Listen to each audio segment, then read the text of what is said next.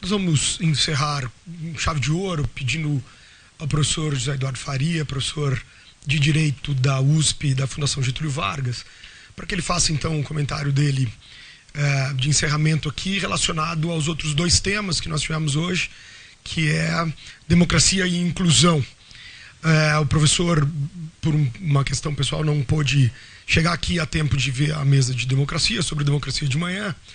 Então, professor, em resumo, o que foi apresentado aqui, quer dizer, foi uma mesa muito longa, muito calorosa, muitas participações, mas, em resumo, o tom era para identificarmos, seja aqui no Brasil, seja fora do Brasil, como o professor Fiocco lá de Roma trouxe algumas preocupações europeias, o que seria a possibilidade de a gente avaliar o que seriam esses riscos à democracia, por conta do avanço de posturas que nós associamos a um perigo à democracia, governos em geral de extrema-direita, discussões sobre a democracia americana, a democracia inglesa, o Brexit, enfim. Levantamos essas questões, a Itália, por razões óbvias, foi bastante também comentada, e como que nós poderíamos pensar isso, evidentemente, no Brasil, numa perspectiva de isso é de fato um risco à democracia, o quanto que as nossas instituições democráticas estão sendo ameaçadas, ou o quanto que um tipo de democracia está sendo ameaçado e não necessariamente a democracia como um todo, como a gente poderia fazer esse recorte. Eu vou pedir ao senhor, então, que assuma a palavra, faça seus comentários, vou deixá-los com quem importa. Professor, por favor. Bom, boa noite a todos, é um prazer estar aqui. A última vez em que eu atendi um convite foi há 30 anos atrás, na campanha para a presidência em 1989. E vou direto ao ponto, já que eu tenho 25 minutos para falar sobre inclusão e democracia. Eu gostaria, primeiro, de dizer que eu sou professor universitário, falando para um auditório como esse. Eu não quero parecer, digamos, um professor pedante. Eu não consigo, vamos dizer, imaginar isso. Do ponto de vista da inclusão ou da exclusão, eu começaria chamando a atenção de todos para alguns dados que são importantes. Em 2014, nós tínhamos abaixo da linha de pobreza 36 milhões e 500 mil pessoas. Em 2017, esse número aumentou para 44 milhões, ou seja, nós tivemos um aumento absoluto de 7,5 milhões de pessoas situadas na pobreza. Descendo na pobreza absoluta, portanto, miséria, em 2014 nós tínhamos 5,6 milhões de brasileiros na situação de miséria. Em 2007 nós tínhamos alguma coisa como 10,1 milhões em situação de miséria, um aumento de 4,4 milhões. Quando nós olhamos os dados com relação, por exemplo, aos efeitos os efeitos sociais dessa desigualdade social, desse processo de exclusão, nós podemos lembrar que a Organização Mundial da Saúde trabalha, no caso da violência, por exemplo, com uma taxa que ela considera, vamos dizer, em torno de 10 homicídios por 100 mil habitantes, sendo que a partir daí, ou seja, 11 homicídios por 100 mil habitantes, a Organização Mundial da Saúde define a situação de insegurança como sendo epidêmica, a violência como sendo epidêmica. E essa violência é fortemente atrelada à distribuição de renda, à concentração de renda, aos problemas de falta de acesso à educação, saúde, etc, etc. Quando nós olhamos, não é, os dados de evolução do homicídio no Brasil, lembrando que acima de 10 homicídios por 100 mil habitantes nós teríamos uma violência epidêmica, em 1980 nós tínhamos 11,7 homicídios por 100 mil habitantes. Em 2009, nós chegamos a 27 homicídios por 100 mil habitantes. Estamos próximos de 28, 29 homicídios por 100 mil habitantes. Quer dizer, eu estou relacionando claramente, sem criminalizar a pobreza, os efeitos que a desigualdade regional, que a desigualdade social, os efeitos que a concentração de renda trazem, ou a exclusão trazem para a sociedade brasileira. E isso penaliza basicamente a população juvenil. Quando nós olhamos, em 2010, nós tivemos alguma coisa como 20,5 milhões, ou 26,2 homicídios por 100 mil habitantes.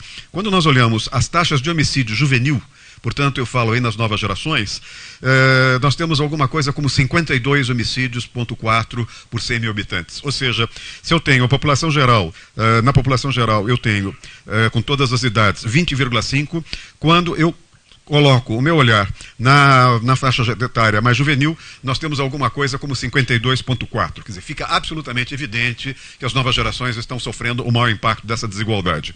Quando nós olhamos por faixa etária, nós vamos perceber que de 15 a 19 anos, o indicador é de 43,7 homicídios por 100 mil habitantes. Na faixa etária de 20 a 24 é de 60,9. E na faixa de 25 a 29 é de 51,6. Quer dizer, claramente nós temos aí a fratura do contrato social, nós temos uma ruptura do tecido social, nós temos claramente uma situação em que a sociedade é dividida, onde o poder público não consegue penetrar, onde milícias, narcotráfico, crime organizado e outros começam a afrontar o poder. O Luiz Paulo mencionou a questão de cor, não é? Entre 2002 e 2012, nós tivemos um aumento significativo do número de homicídios. Mas quando nós olhamos por questão de cor, nós vamos perceber que entre 2002 e 2012, o número de vítimas de homicídio de cor branca caiu 32,3%. E o número de jovens negros mortos, ou seja, vítimas de homicídio, aumentou em 32,4%. Diminuiu o número de brancos e aumentou significativamente o número de negros, pardos e mulatos. Quando nós olhamos dados do IPEA, dados do BNDES, dados do Departamento de Economia do BNDES e dados de, vamos dizer, institutos de pesquisa bastante respeitáveis, por exemplo, o IPEA mostra que um aumento de 1% na desigualdade de renda leva a um aumento das taxas de homicídio em 3%. Ou seja, a cada aumento de 1% na desigualdade de renda, nós temos na outra ponta da linha um aumento nas taxas de homicídio de 3%. Ainda segundo o IPEA, para cada 1% a mais de jovens entre 15 e 17 anos nas escolas, há uma diminuição de 2% nas taxas de homicídio. Quer dizer, o recado é claro. Não é? Educação de qualidade, poder público melhorando a qualidade da educação das redes escolares municipais, estaduais e até federais, de educação de ensino fundamental e ensino médio. Ainda dados do IPEA. Se o acesso ao ensino médio for universalizado, a estimativa é de uma queda de 40% na taxa de homicídios. Ainda dados do IPEA. Indivíduos sem educação formal mínima de 7 anos têm chance, não é? 15,9 vezes maior de sofrer um homicídio. E em São Paulo, dados da Secretaria da Segurança Pública mostram que cada 1% de aumento na taxa de desemprego corresponde, na outra ponta da linha, a 4.700 registros de roubo por ano. Fica absolutamente evidente, não é, no que eu estou dizendo, que nós temos uma sociedade fraturada, uma sociedade violenta, uma sociedade em que os indicadores refletem claramente as consequências da exclusão social. Quando eu tomo, por exemplo, a situação carcerária, a população prisional brasileira, nós tivemos entre 1990 a 2014 um aumento na população carcerária de 90 mil presos para o último número que eu disponho aqui, de 607 mil presos. Ou seja, nesse período, nós tivemos, de quase 25 anos, um aumento de 575% na população carcerária. Quer dizer, fica mais uma vez evidente que a política repressiva ou punitiva não resolve o problema da segurança, fica mais uma vez evidente pelos números do IPEA e do BNDES que nós temos o caminho naturalmente segue a educação, uma educação de qualidade, nós temos naturalmente aquilo que hoje de manhã vocês devem ter dito e que o Luiz Paulo mencionou aqui. Eu anotei. Primeiro, o papel do Estado. Qual é o papel do Estado? O que significa Estado? O que significa Estado no contexto contemporâneo em que nós nos encontramos? Claramente, eu vou mencionar daqui a pouco que esse Estado, pela primeira vez que é importante, o Estado Nacional, ele esbarra numa série de condicionamentos que afetam a sua jurisdição, que afetam a sua discricionariedade. Falou-se também no papel que o Estado tem de regular o mercado, não é? E, ao mesmo tempo, também se falou na agenda de reformas liberais e também se falou na ideia de se liderar o desenvolvimento. Eu começaria primeiro pela agenda de reformas liberais. Nós temos de saber o que é que nós vamos chamar de liberalismo. Quando nós olhamos o debate no atual governo sobre liberalismo, me parece claramente que há um sentido de corrupção do vocábulo, quer dizer, há uma corrupção do sentido de liberalismo. Liberalismo significa, na sua origem, que vem das revoluções inglesa, francesa e americana, liberdades públicas, direitos humanos, jogo livre de mercado, mas um jogo livre de mercado, de alguma maneira, maneira, balizado por o Estado para evitar o abuso do poder econômico. O que é que nós estamos ouvindo do atual governo, que se diz um governo liberal? Primeiro, uma redução a um viés absolutamente econômico do conceito de liberalismo, jogando-se para debaixo do tapete a ideia dos direitos humanos, a ideia das garantias fundamentais, a ideia da própria democracia. E, basicamente, confundindo, vamos dizer, liberalismo como espécie de darwinismo social. Tudo que é Estado, tudo que é direito é mal em si. Tudo que é Estado, tudo que é garantia fundamental tem um custo, e esse custo leva ao desequilíbrio fiscal. Tudo que é Estado, tudo que é direito, de alguma maneira prejudica o desenvolvimento.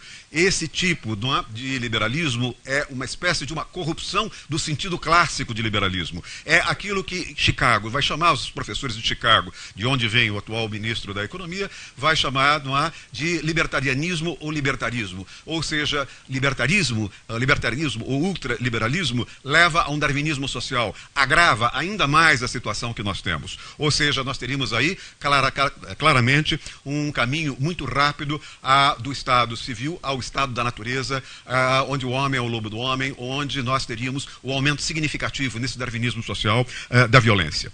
A segunda questão é aquilo que foi dito aqui em termos de liderar o desenvolvimento. O governo tem de liderar o desenvolvimento. Claro, tem de liderar o desenvolvimento, e quando nós falamos em desenvolvimento, nós temos de saber, primeiro, o que é esse desenvolvimento e como esse desenvolvimento deve ser formulado. Na realidade, o que nós temos de recuperar é algo que nos últimos tempos nós deixamos de perceber, nós deixamos ou sofremos as consequências por não termos percebido suficientemente, que é o abandono da ideia de planejamento. Se nós olharmos, já não se fala há algum tempo em planejamento no Brasil. Não se fala em projeto de poder para o Brasil. Se fala, como disse o Luiz Paulo, o tempo todo, permanentemente, num equilíbrio fiscal, o tempo todo num acerto de contas, o tempo todo numa espécie de desconstitucionalização de direitos, deslegalização de direitos, flexibilização de direitos, travestidos por nomes mais, vamos dizer, pasteurizados, como reforma previdenciária, reforma trabalhista e coisas do gênero. Na realidade, tudo isso nos leva a ter de repensar o papel do Estado, e ao repensar o papel do Estado, eu começo a chamar a atenção de vocês para um dado que me parece fundamental. O que é o Estado no século XXI? Como é que nós podemos pensar esse Estado? Como é que nós podemos pensar o poder público?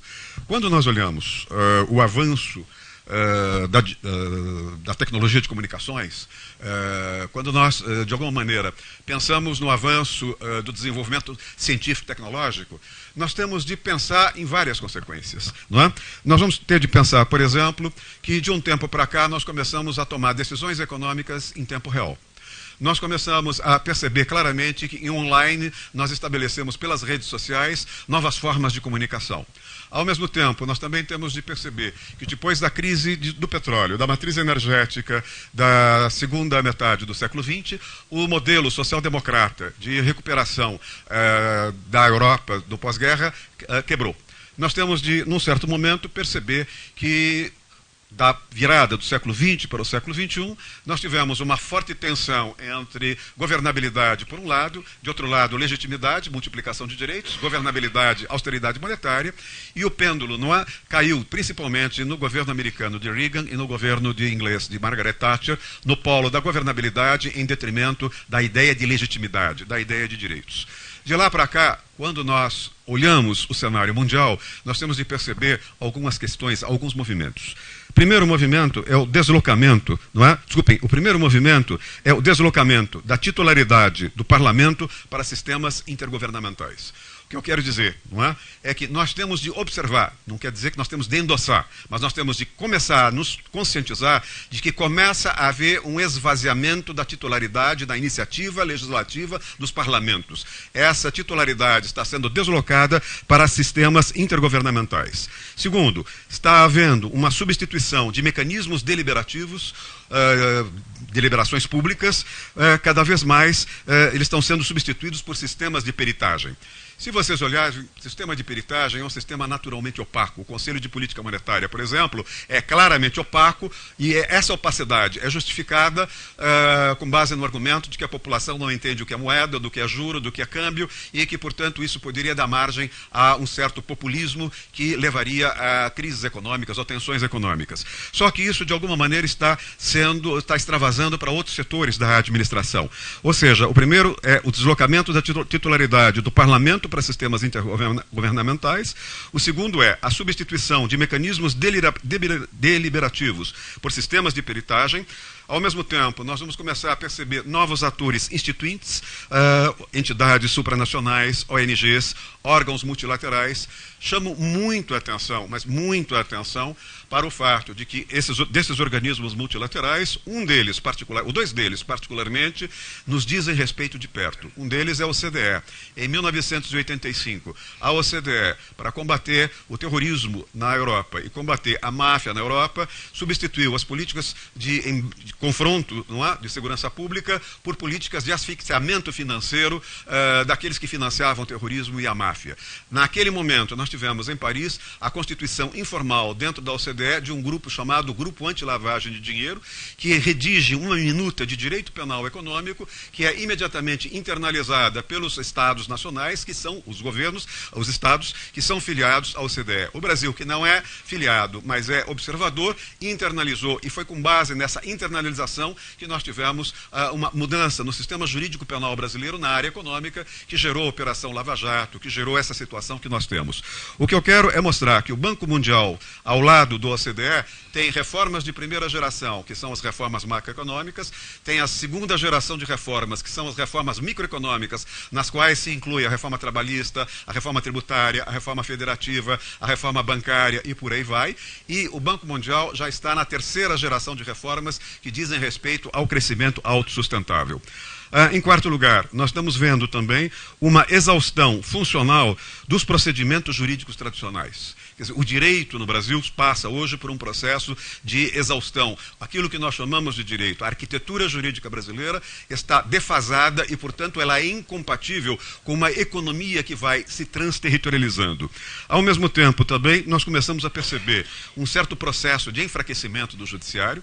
Nós começamos a perceber que em algumas áreas o judiciário vai sendo afastado e substituído por mecanismos de autorregulação em algumas cadeias produtivas ou então por mecanismos de arbitragem. Não sei se vocês estão percebendo que as funções do Estado, de alguma maneira, estão sendo alteradas, estão sendo contidas, estão sendo, de alguma maneira, revogadas, e nesses governos que se dizem liberais, o tempo todo eles postulam que tudo que é Estado é nocivo e tudo que é possível de se jogar para a autorregulação social seria benéfico. Não é? E com isso nós começamos a perceber cada vez mais um embate entre democracia e capitalismo, entre poder político e mercado.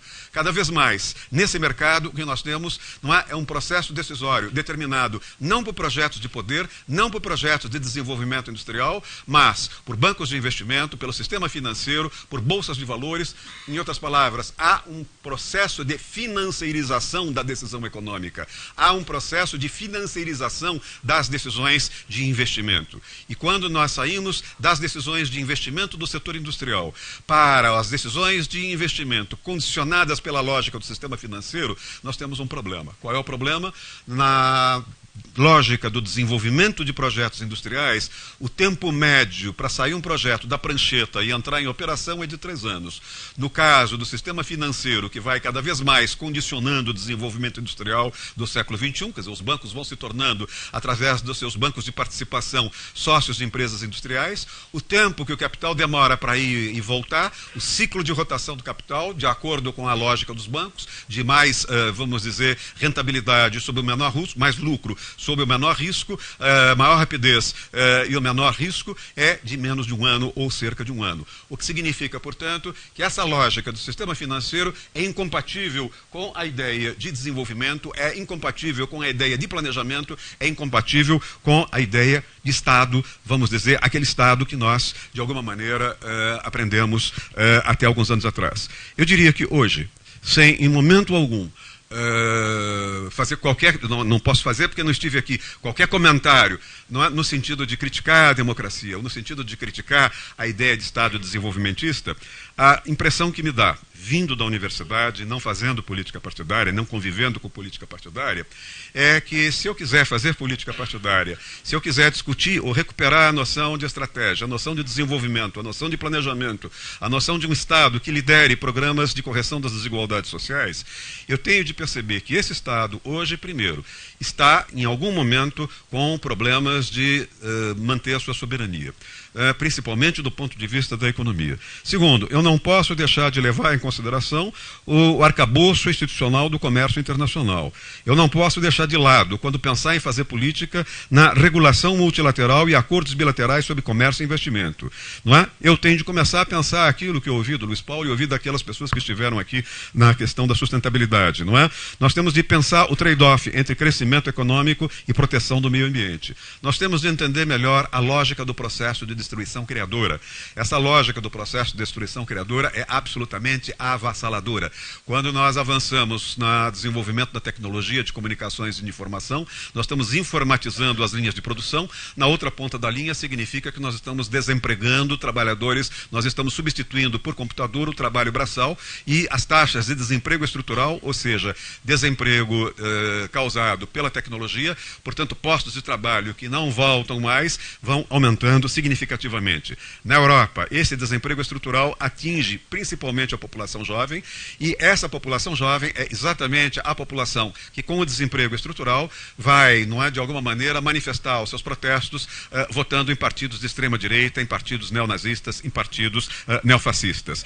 Não é? Nós temos também, cada vez mais, de perceber a necessidade de aprimoramento da gestão do risco em todas as suas dimensões e setores. Nós temos de também perceber cada vez mais a necessidade de olhar um processo de unificação, de harmonização, de convergência dos direitos nacionais em relação, principalmente no campo de tecnologia, no campo dos contratos relacionais, no campo do sigilo bancário. Nós temos de pensar esse processo como um problema para nós, no nosso discurso político, na definição de uma estratégia de ação política para o partido do qual a Fundação Astrogildo Pereira é um órgão importante, e nós temos cada vez mais de pensar em 4 ou 5 pontos que são fundamentais. Primeiro, a questão da revolução tecnológica e a aceleração do tempo e o desemprego estrutural. Segundo, no caso da economia, o perigo da autonomia do capital financeiro em face do poder político, em face do poder público. No campo da revolução sociológica, o que nós estamos assistindo é a desestruturação do mercado de trabalho em função da informatização das linhas de produção. O quarto ponto é a revolução política. Até onde vai a erosão da soberania do Estado-nação?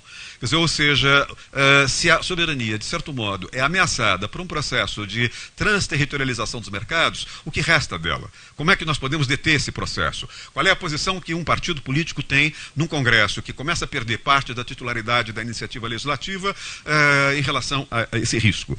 E, do ponto de vista de uma revolução cultural, o que nós temos aí é de repensar os horizontes, os novos horizontes de vida, os novos horizontes das novas gerações. Para terminar, o que nós estamos vivendo hoje é um processo de transição. Até o século XX, até mais ou menos a segunda metade do século XX, quando nós falávamos em Estado, nós falávamos em controle governamental. Nós falávamos do Estado capaz de executar funções controladoras, funções reguladoras e funções planejadoras. Hoje, com essas reformas liberais e com essas reformas que corrompem o sentido de liberalismo, abandonando as garantias fundamentais e tentando desestatizar tudo e mais alguma coisa, o que resta para o Estado é um Estado coordenador, é um Estado orientador, é um Estado estimulador. Quando nós olhamos as forças políticas, não é? Nós podemos perceber que, de certo modo, os sindicatos estão em crise, os partidos políticos se fragmentaram. Nós podemos perceber que, se no passado os partidos tinham um peso maior, hoje eles têm um peso menor, até porque os partidos, de um modo geral, trabalham acompanhando a democracia, e se nós olharmos as democracias nacionais, têm uma jurisdição, o que é óbvio, nos limites do território de cada país. Só que as decisões econômicas, na medida em que hoje nós temos empresas globais, na medida em que nós temos empresas mundiais, na medida em que as decisões são controladas muitas vezes por organismos multilaterais, nós vamos perceber que, enquanto a política fica limitada aos limites de um território, às fronteiras, portanto, as decisões econômicas são transterritorializadas. Como é que se pode, num determinado momento, se enfrentar esse gargalo estrutural para a democracia? E, por fim, as fraturas sociais, e aqui termino. Não é? Nas fraturas sociais, na sociedade industrial, nós falávamos em desigualdades sociais e territoriais, na depauperação dos assalariados. Hoje nós falamos na tensão entre exclusão social e inclusão social, desigualdades setoriais e desigualdades internacionais. O que é que eu quero dizer nessa minha curta fala é que independentemente do que foi discutido, e o que eu vi aqui de muito boa qualidade, e o que o Vinícius me resumiu, também é algo que eu assinaria embaixo, não é? Se eu pudesse, digamos, contribuir, seria no sentido de incluir na nossa discussão um pouco mais de política externa. A política externa hoje é absolutamente fundamental para que nós possamos melhorar a compreensão das alternativas que nós temos para dar conta dos gargalos estruturais, reduzir o processo de concentração de renda, criar condições de acesso a uma educação de qualidade que promova não apenas qualificação das novas gerações, mas forme lideranças comprometidas com valores republicanos. É isso. Muito obrigado.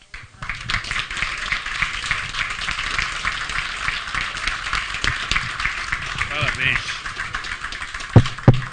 Pessoal, nós terminamos a nossa jornada de trabalho com 1 hora a mais de trabalho. Eu queria agradecer a participação de todos os palestrantes que colaboraram conosco. São pessoas das nossas relações que deram uma grande contribuição para a nossa discussão. Eu espero que esse encontro tenha servido também para que a nossa fundação possa ajudar o Novo Cidadania a ter ideias novas, a ter um novo programa, a se atualizar, e espero que esse tipo de evento, esse tipo de integração que nós obtivemos nesse encontro, repita muitas vezes, na medida em que for uma necessidade para que a gente possa avançar na luta em defesa da democracia, contra as desigualdades, pela sustentabilidade e também para que o nosso país possa desenvolver de maneira que todos tenham oportunidade na largada. Boa noite a todos, até o próximo encontro.